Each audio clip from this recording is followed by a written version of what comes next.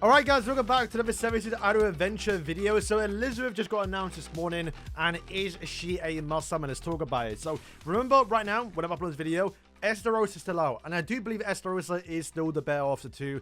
I think right now, if you're someone who...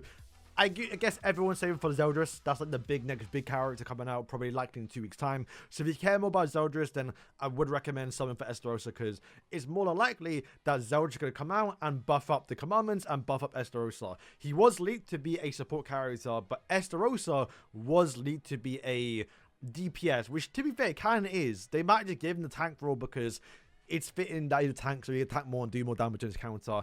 I'm not entirely too sure, but I really do recommend summoning for Estarossa. And we'll talk about it right now, but this Elizabeth is coming out, and it's going to be bullying a lot of the DPSs. So Estarossa, who is not a DPS character, was probably actually on by choice, because that means he's not now going to get targeted by Elizabeth, which means he's not going to get stunned.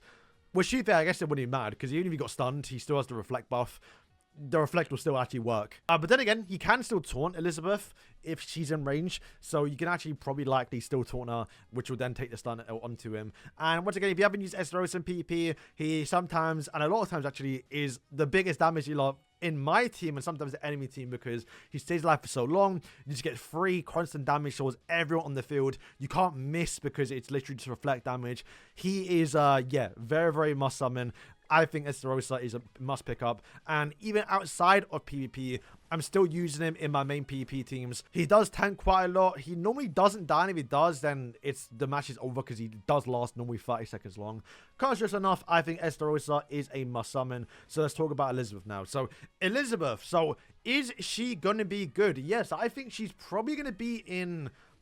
Probably not S tier. If you look at my last tier list, I talked about Gloxinia, moving him down from SS to like A tier, wherever the second tier from the highest was. And the main reason why is because I just don't think you need a lot of healers. Now, in PvP, I do think she'll be a must, because what she's doing is kind of counter the meta a little bit and being a better Gilfrost in a way. But in terms of actual PvE content, I find myself not really using healers, because you don't need to. Now, it's not to say you're not going to use her in PvE content. Who knows? They might release some new content to say you want to bring a healer, and I do actually still use healers. Sometimes the bosses in the stages do a lot of AoE skills, and at that point I want to bring a healer. You can see this is the team I do typically use in my normal stages, and this slot right here is normally my flex slot. If I want a healer, I put in Gloxinia. If I want someone to remove buffs, I put in Elette. Or if, yeah, it's always between them two. Maybe a Gopher if I want to just like get a bit more, I guess, accuracy, right? So yeah, in PvE quests, I will actually be using Elizabeth. Not as frequent, but I will be using her. And if we look at her kit, right, let's still talk about it if you haven't actually seen it. So she is a int type. Now remember, she is not a 7A sim member. People always forget that. She's not actually a Sin. So she's never going to get the Sin buffs. She's getting no crit charge. She's getting no final attack. Sins will never work with her. She will never work with Sins. But what I will say is that the character's kit is like a universal plug and play. No matter what team or whatever synergies come out in the future, you can always just plug her into your team. Very much like Gopher, which is always quite nice. But yeah, first skill is just going to deal damage. Decent multiplier being 95%. But we have this shining impact. Now, let me stress, the character should be a ranged character, like how she is in Grand Cross, so she's not a melee-based character, if you're wondering. So her special skill is going to deal damage equal to 142% of attack onto a target every 5 seconds, prioritizing DPS heroes, and inflicting the target with paralysis for 1.5 seconds, and restore an ally's HP by the amount equal to 326% of attack upon a successful attack. So this is the reason why this Elizabeth is not as good, or at least free-to-play friendly, in comparison towards the other healers we have, being Gloxinia and also Zeneri. Because these two characters, if you already have them, the reason why I love them so much, right, is their heals aren't based off successfully landing. You can use Gloxinia at 1 star. You can use Zeneri at 1 star. They always heal no matter what, which is obviously really nice, right? Where for Elizabeth, you do have to successfully land the attack. So if you don't have a high dupe levels, meaning if you don't go all the way and finish a pity, which means if you don't have 160,000 gems, I wouldn't recommend summoning just off the bat alone. Save the next banner. Always, when you summon for banners, always finish it, because you get the most value. And you're more likely getting towards 5 stars, so you get the level cap and get the more accuracy buff. Is always where you want to take a character, right? But look at the multiplier. It actually is very good. It's 326% of attack. And if you look at, obviously, Zeneri, This is just a little bit worse than Scenario on a special skill, by the way, every 5 seconds.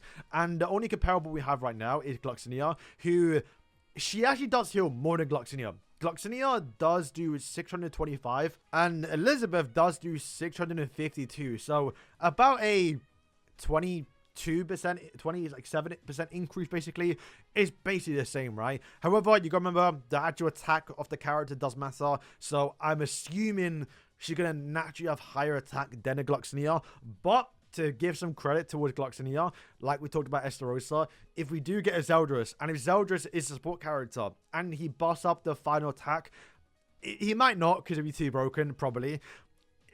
Gloxinia getting more attack to heal would be insane.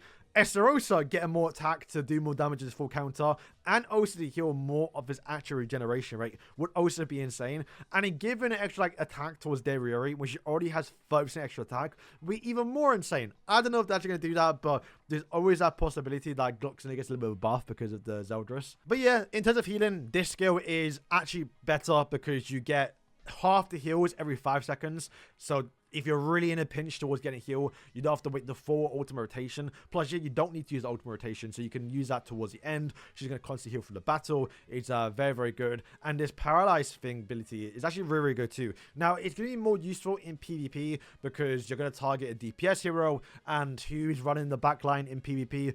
Dariori. She's going to bully Dariori, basically. Dariori runs your backline. Not only is she going to get stunned by Elizabeth now, she's also going to get buff removed by Merlin. Yeah, Dariori is going to struggle a little bit in PvP. Still going to be good, though. But to make matters worse, she also has the absolute defense ability, which is going to nullify damage taken 2 times. And you can actually probably stack this with a Gale Frost, and you can nullify damage 3 times. They don't stack. Let me just clarify. But if this runs out and you activate Gale Frost's one, then that also, you know, you can recycle them basically. You can't stack them, but you can recycle them. But yeah, like I say, this is going to give more value towards like Estarossa, because Estarossa is not a DPS target. He's not going to get prioritized, which means he's going to be free to deal most damage. Once again, re-stressing, you should probably summon for Estarossa more than Elizabeth. But yeah, I do think Elizabeth is worth summoning if you have enough currency. But like I did say in my last video, Zeldris is probably coming out in 2 weeks' time. Probably going to be better in terms of like a support character, something that more people be interested in.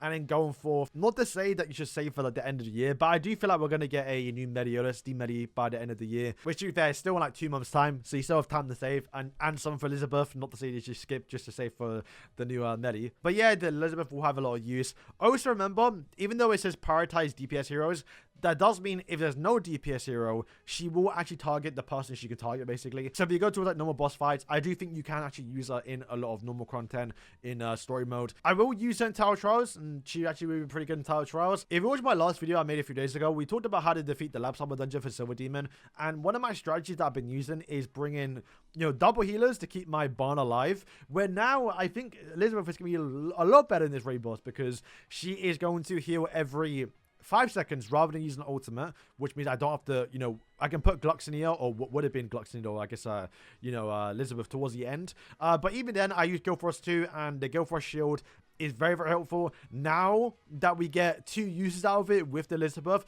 it's going to be super helpful for the Silver Demon to progress in it, and also get more heals. I'm now replacing Zeneri, basically. That's what I'm doing. So should you summon? Honestly, right now, you can, but you can definitely skip too. Because in terms of a healer, Elizabeth will do more, but like it's not that much of a difference. It's better, obviously, but to say that you have to spend 160k just to get a little bit extra heals when you don't need a healer to begin with, at least in like normal PvE content, it's more so a PvP. While yes, she does counter Dariori a lot in PvP, she also buffs a little bit because now you have more consistent heals. There's been a lot of times where like my Gloxinia would just heal as the Dariori dies because you have to wait 10 seconds or 8 seconds with Gofar, to where now you're going to get more heals and probably a little more heals every 5 seconds. Stun the DPS if they don't have a Dariori to start like Eskin or Barn attacking the you know, Dariori in your team. Giving Dariori 2 nullified damage taken to where it's harder to kill her now. It's probably a good thing PvP lasts 2 minutes now. So yeah, like I say, if you want to summon, you definitely can, but definitely not a must-have here. Definitely probably start saving for Zeldris if you care more about him, because he's more likely going to be making Estarossa better, and also Dariori and Monspeed, probably all the commandment teams. So make sure you have all the commandments ready to go. And to kind of compare Elizabeth towards Gopher, I didn't go too crazy on his banner. I got him towards 3-star. And naturally, over time, I got him towards 5 stars. So, you know, if you do skip Elizabeth, you will eventually get her up. And if you do eventually get towards 4-star, 3-star, 5-star, you can use her. Sure, why not? She's going to be annoying in PvP, but just don't verse her. You can choose not to. Unless everyone's using her, then, you know, I think you can still win. Because at least in comparison towards Gilfrost would actually still do more damage. I do think this is a little bit of a lower character to where if you got Gluxony, you're kind of fine a little bit. But if you want to get a bit more out of her, to get a bit more, you know, stuff to do in PvP, then that is where Elizabeth is for. But I'm actually kind of excited to use her in more so the Silver Demon. That's kind of why I'm summoning probably. A little bit PvP, but yeah, guys, thank you for watching. If you make it towards the end, let me know if you guys are going to be summoning. We definitely are. We have too many gems, honestly. They do give out quite a lot of gems. If you are free to play, you can get like 100k every 2 weeks. But yeah, that's all I have to say about Elizabeth. We'll be back tomorrow doing a showcase of the character summoning as well. I'm excited. At least it's not another Diane, because she's eventually going to come and I'm gonna dread it because she's a tank character and I'm actually going to be better than Estarossa. Guys, thank you for watching and yeah.